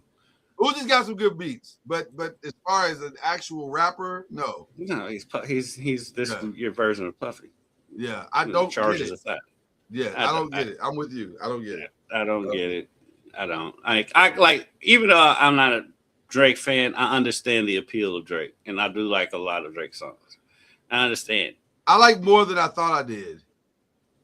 But like, so I was going to save this for week after next because the album drops next Friday. But are you excited for the Iceman? No, I'm never excited for when his albums come out because they're all going to sound the same. It's going to be like 2 or 3 bangers, and the rest of it's going to be a bunch of auto-tuned, monotone stuff, and everybody will act like it's the greatest thing ever. Will he? This is the only real question that matters to the album. Will he poke the bear one last time? If he does, I would say if I'm Kendrick, I just let it go. You've already won. And like if I'm him, I just move. It's time to move on. It's been time. It's been time to move on. It's literally been 2 years ago. Literally. Yeah. It's just move on from it. I've at this point, I do wish they would come together. You want them to come together? And squash it. It's because it's old now. I'm tired of it. Okay. Because like my algorithm on Twitter is half of it is MJ and LeBron, the other half is Kendrick and Drake, and it's all of it's asinine at this point. I'm gonna be real honest with you at this point. I'm not 100% sure you can call me a pedophile and then we boys again. Like that's probably. They ain't gotta be boys, but just squash it. Just I mean. I think Kendrick has squashed it. Listen, I squashed him. So there's in my mind, it's squashed. Now we got a Darren DeVries press conference today. How about that? Who? Darren DeVries, IU's head coach. Oh, okay. You got some things to talk about? Yeah. Why did they go to my brain mail? All right. Well, there you go. Let's get to the most important stuff. The most important stuff is the TOC results. If you'd have given me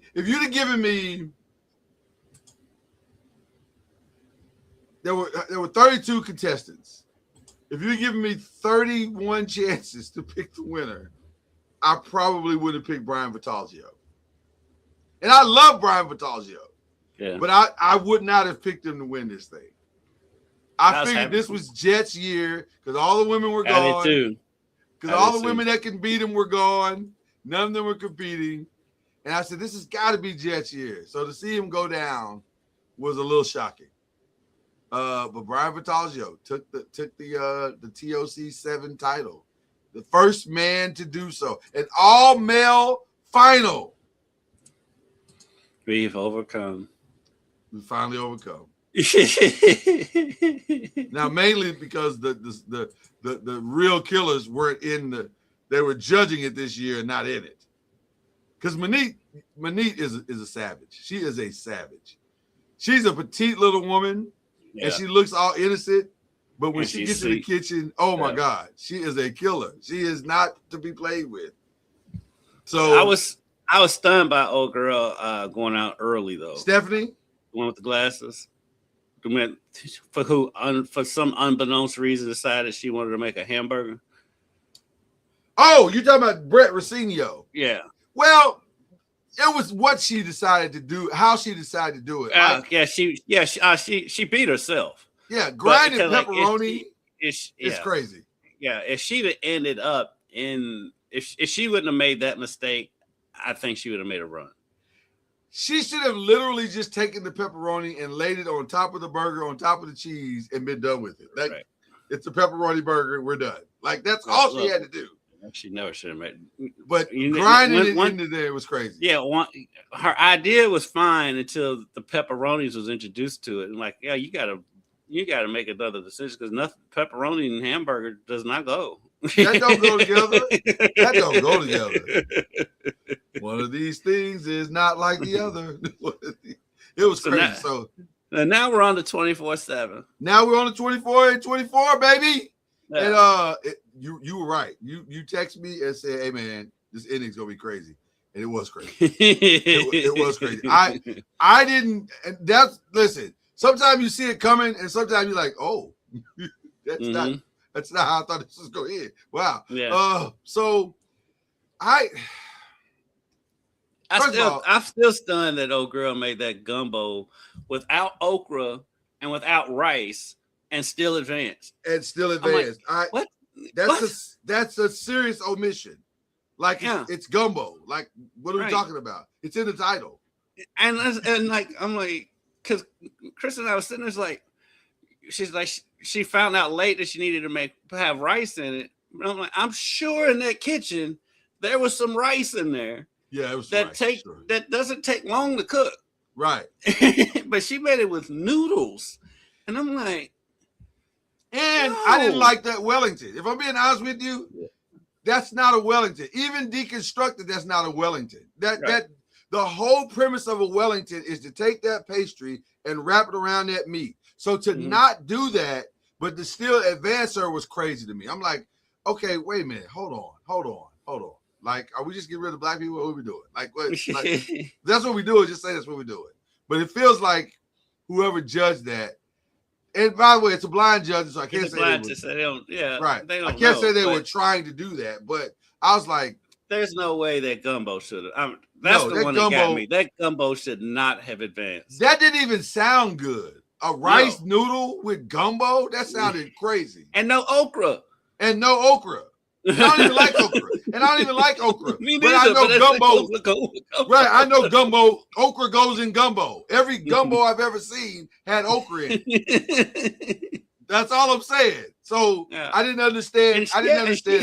She had another dish too that I was like, yes, the first one I didn't like either one of her dishes. No, I thought she sucked at both of those dishes, and I like her because I've seen her. I've called very her nice young lady.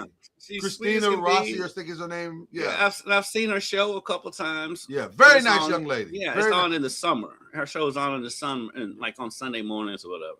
Yeah, this is not a reflection of her as a person. No, I just hated both her dishes. I hated both of those. The gumbo pissed me off. I ain't gonna lie. The gumbo pissed me off. It did, because it was like it's not advanced. I just knew she was the one going out. I was like, oh, it's gonna be her. Now, to be fair though, old girl didn't quite nail she didn't quite nail the dish. No. It was shocking, to be honest. Now, granted, they've stepped it up and made it super duper more difficult than it has been in years past. It's way harder this season than it's ever been. Like, so many of these chefs did not hit the mark on their dishes. It was crazy. But to be fair, those dishes were hard. Oh, so hard. Like they were hard. Like a beef Wellington in 20 minutes? No, that's not happening. You're not getting a beef Wellington in 24 minutes. No, that's not happening. Technically, you're not getting a gumbo in 24 minutes. Like that's just so. All of those dishes were really, really challenging dishes. So I get it, but the gumbo to me was the furthest away from where it was supposed to be, and for it to have made it through was crazy. I was like, that seems crazy, but. Nevertheless, now does Barbecue Showdown start this weekend or is it next weekend? It's on Monday this year. Really? Yeah. And you know what? Yeah. They're airing on Mondays this year. I don't know why. And I didn't realize that food truck show was in season 19. Did you know that? No. Yes, it's in the 19th season. I'm thinking it's some Survivor things going on where they'll have like 2 or 3 seasons and within 1 year. There's no way that. Oh yeah. That's probably what it is. That's the season finale, they're shooting it on Thursday at Churchill Downs. Get out. Yeah, it's ending at Churchill Downs. Are you gonna be able to sneak over? It's today. I want to go so sneak bad. over. But it's at 5:00. You can't do it. You can't do it. Unless I'm live at Churchill Downs. I mean, I've done dumber things, but surely there's a story at Churchill that's happening that could. No, Bobby Flay was there. I saw Bobby Flay on Shout Saturday. out to Bobby Flay. Guy Fieri comes to the Derby every year. He was there. Was he there? Guy Fieri was there. Full hair extension. I didn't see him. I saw some pictures. Okay, gotcha. But he was there. It was interesting who was at Derby this year. It was. A lot of New York Giants went to the Derby this year for some reason. I'm not sure why, but like Jackson. Fabulous was there. The rapper? Yeah, he was at Derby this year. Well, but now listen. Let's be clear. Let's be very clear. This is the behind the scenes for those of you who don't know. A lot of deals get done at Derby. Oh yeah, a lot of business deals get done at Derby. So when you see all these people showing up at Derby, there is a reason. Because Zay Flowers was at Derby, and I was like, "What are you doing at Derby?" But again, in 2 or 3 months, you may see some Zay Flower commercials. So there you go. That's how it works. That's what Derby is. It's a meeting of business, sports, culture. They all come together for this one time. Yeah, so, Belichick and his handler were there. Oh.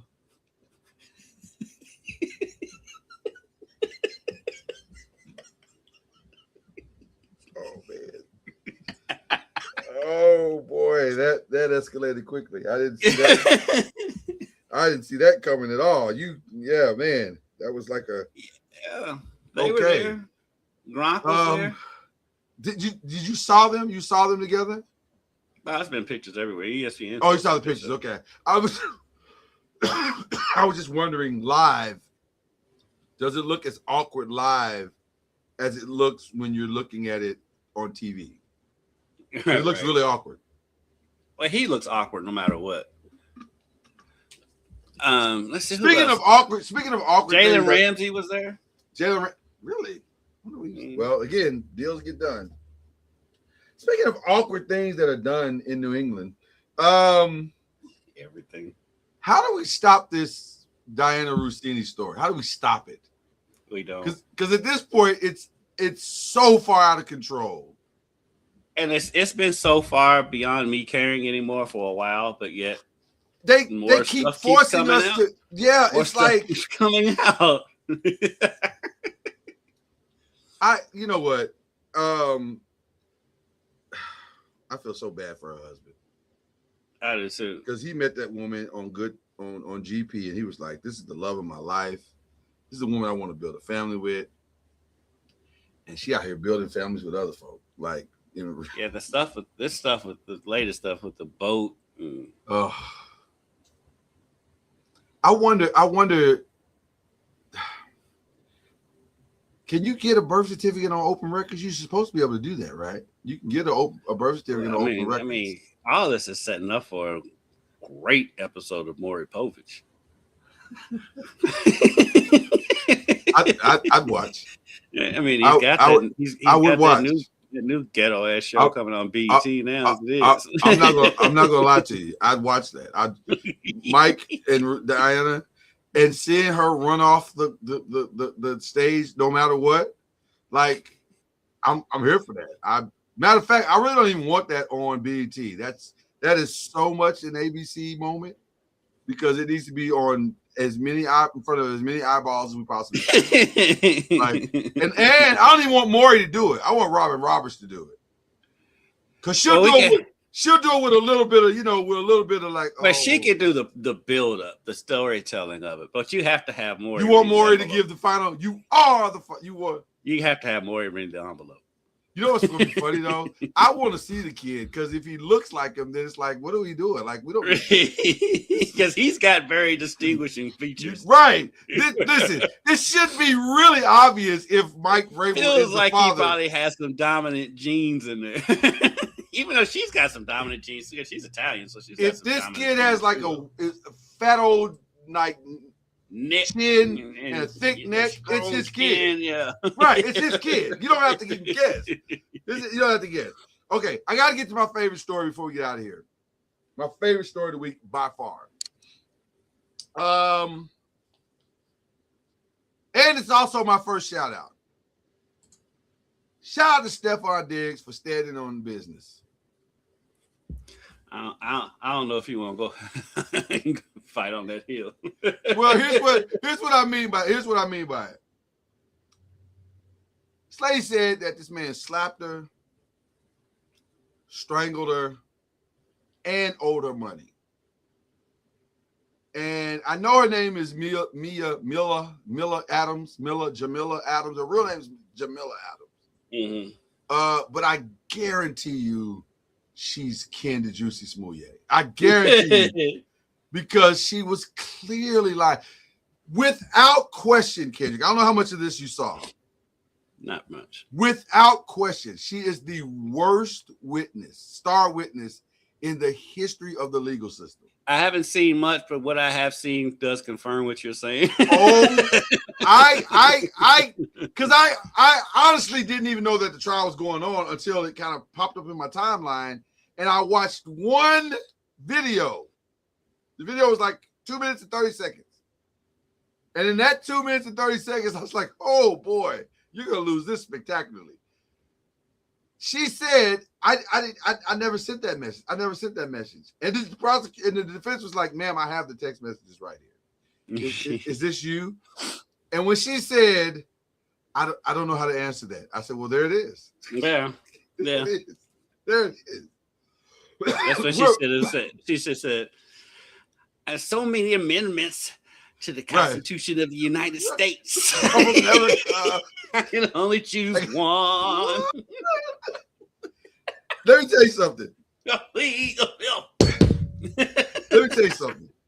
Jamila Adams is a good time. I see why he dated her. I do. I get it. She is, because she's a stone cold nut. I don't even blame her for the failure.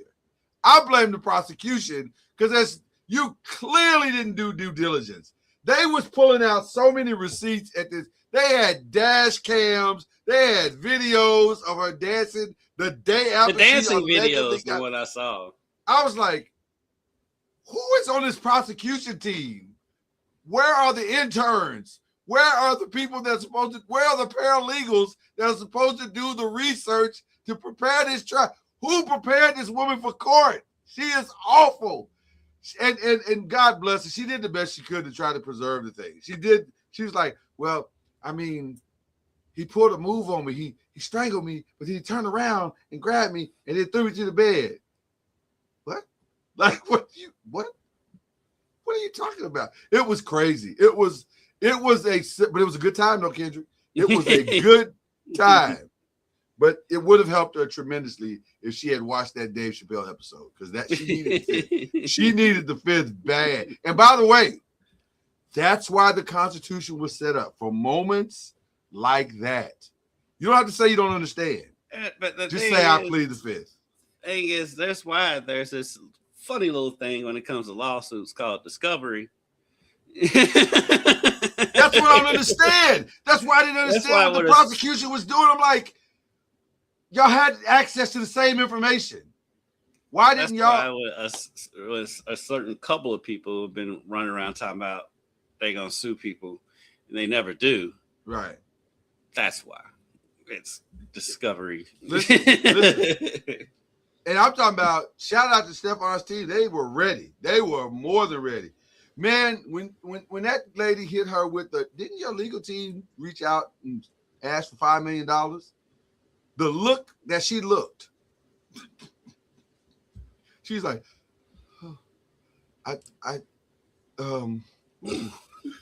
she might as well have done this. Ooh, is it hot? Is it hot in here?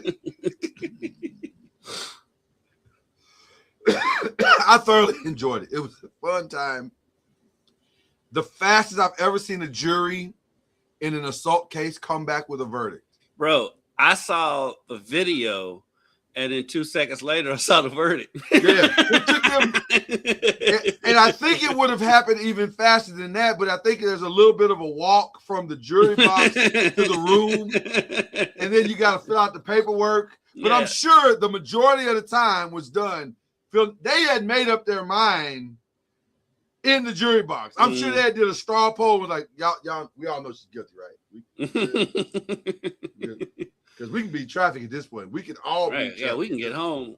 We can They were home before 4 o'clock. Yeah. We can get home in time to watch our stories. They got home in time enough to see themselves on the news. Right. So that was the highlight of my week, was watching her. She really made my week. Just to see the systematic. But now this is the part I hate.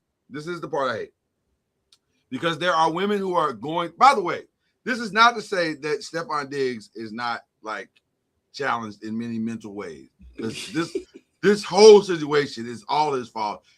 He could not have been stupider if he tried. This is all his fault. I mean, every single bit of this is his fault. But having said that, I hate that this makes it harder for the next woman to be believed. Yeah, who's telling the absolute truth. I do believe things got weird in that room. I do believe that. I don't think he strangled her and choked her and all that foolishness. But I do think things got weird when he said, I won't be with you no more, and I'm not going to pay you. Mm-hmm. So, but boy, she could not hold that lie together at all. It was rough. I felt bad. Yeah, but for him, though, I mean, it's common sense. You can't be messing around with somebody you paying. You can't mess around with your employee. You can't. No. You can't. Although it appears he's doing that with the several women on the staff. But, but I really wanted, I'll close with this.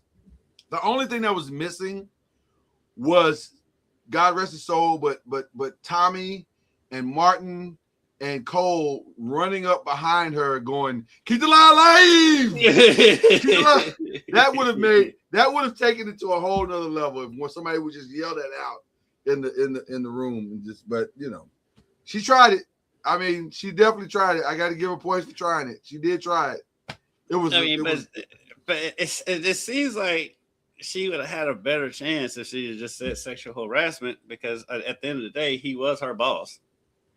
She would have won a sexual harassment case. As crazy as this all sounds, well, I don't know, because it was mutual. They were dating. They dated for like 4 years before he hired her. Oh, so that's different. I didn't know that. So I don't. This just was bad. This was I blame, number one blame is the prosecution. There's no way you looked at this case and was like, we can win this. There's no way you met with her in real time, heard her testimony, and was like, oh, we got a lock solid case. She's a stone cold nut. She is a loon. God bless her, but so is he. Well, yeah, without question. Without question. This is all, Stephon, I'm looking at you now. This is all your fault. You brought all this on yourself. This didn't have to be. There has to be a lot of maturing there.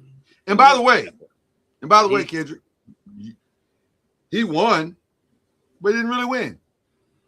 No, I mean, he's no spring chicken, and so NFL opportunities are, I'm sure, dwindling. Has he? No, he'll start to get some looks now. Yeah, he'll start to get some looks now. Yeah, now that it's over with, and the fact that he won in spectacular fashion because she made a fool out of herself might help him land on one more team, but it will not get him another paycheck. He's going to have to take a pay cut. He knows it. I think he knows. Oh yeah, he's got to know that, right? Well, I don't think he got big money to go to Buffalo in the first place. Right. Or not Buffalo. Or New England. New England. Yeah. And so, yeah, he's going to be like a third option receiver somewhere, most likely. Yeah. But again, shout out to Jamila. That was fantastic. Appreciate the theater. It was awesome. I have not laughed that hard in quite some time. I thought for sure I was watching the Saturday Night Live parody. I said this has got to be a Saturday Night Live. Sure one's probably coming this Saturday. It's got to be. If Saturday Night Live doesn't do this, then they're not nearly as good as I thought they were. Because this is. I give them credit. They've been dead on with parody and stuff. Yeah, this is tailor made. This is tailor made for Saturday Night Live. They've lobbed this up perfectly for them. So we'll see if they take the bait. But all right, that's all I got. Matlock's season finale, fantastic. That's a summer watch. You got to watch that if you haven't. I think the season finale for Law and Order goes down, and SVU goes down tonight. So that'll be interesting. Stuff on network TV? Not really. I'm like, how do you know? I don't watch a lot of appointment TV at all. Like I'll tape it, record it, whatever, and then I'll go back and watch it later. Like when I'm working at night, I'll watch it then. But I don't in real time. No, I don't watch anything in real time anymore. That's over. I don't think anybody's ever going to watch anything in real time anymore.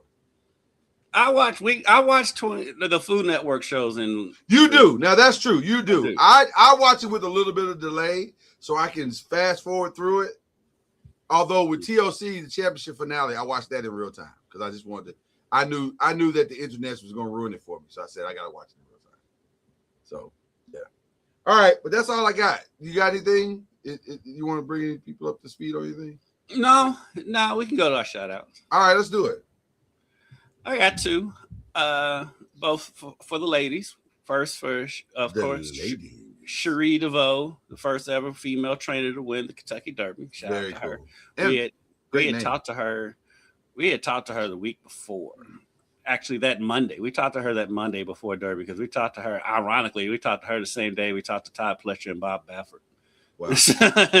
So, shout out to her, and then shout out to University of Louisville's softball team. They're having one of the best seasons of their history, of their program history, and they got a huge walk-off yesterday afternoon. They played at 1:30 against NC State in the first round of the ACC tournament. Louisville's the 5 seed, NC State's the 12 seed, and Madison Pickens got a walk-off single to left to advance them. They won 6-5, so they play Stanford this afternoon at 1:30. So shout out to the U of L softball team. Nice, very nice, very nice. I saved one of my shout outs for the end because I am a comedian fan. I'm a comedian aficionado. I have been a fan of stand-up comedy for as long as I can remember. And I don't just study the greats, but I like the new guys too. I love the up-and-comers. Kevin Hart did a show called Funny AF. And it was pretty good. Is that the new one on Netflix? That's the new one on Netflix. But what made it amazing is that a young comedian that I discovered during the pandemic named Ron Taylor, who lived in his van for years and took a 9-to-5 working at an ice cream shop and all kinds of things, has done everything he can to keep his comedy dream alive. He was the winner of Funny AF season 1, and he was fantastic. I mean, it's a series. Yeah, it's a series. I've just seen it up there on Netflix. I didn't know what it was. Yeah. It was another Kevin Hart stand-up. Well, they're going through that Netflix is a joke thing right now. I saw they had that big thing. Yes, was it last night or the night before? I think it was last. The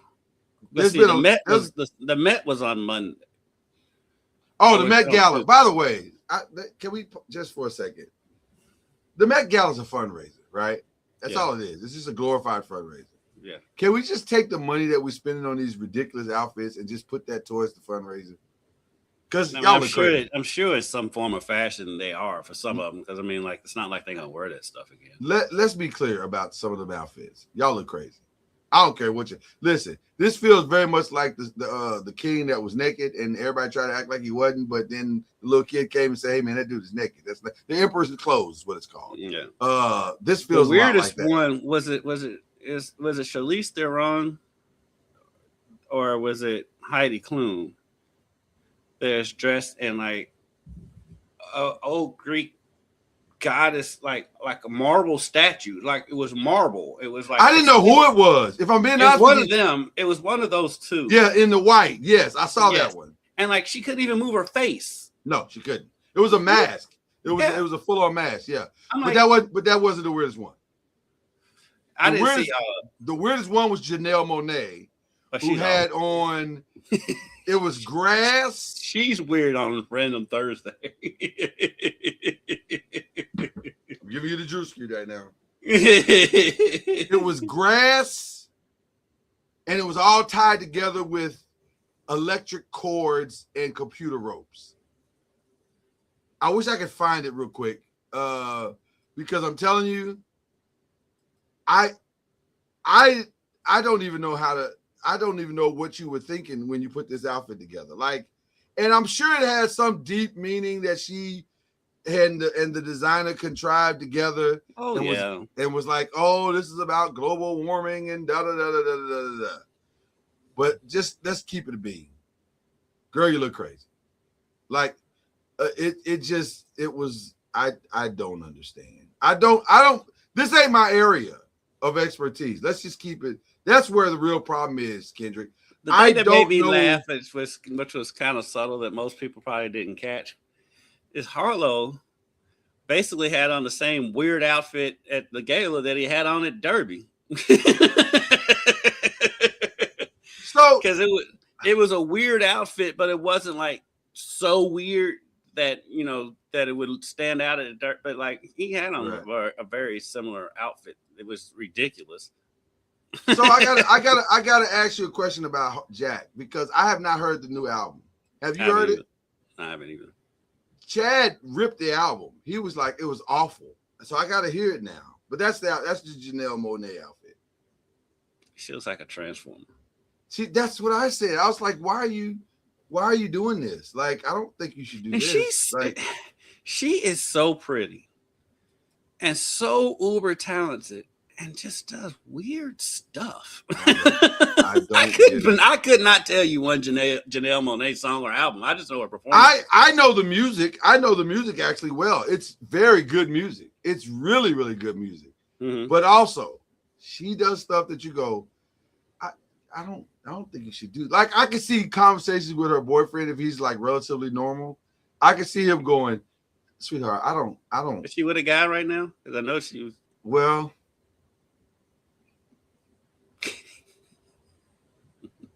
So my shout out is don't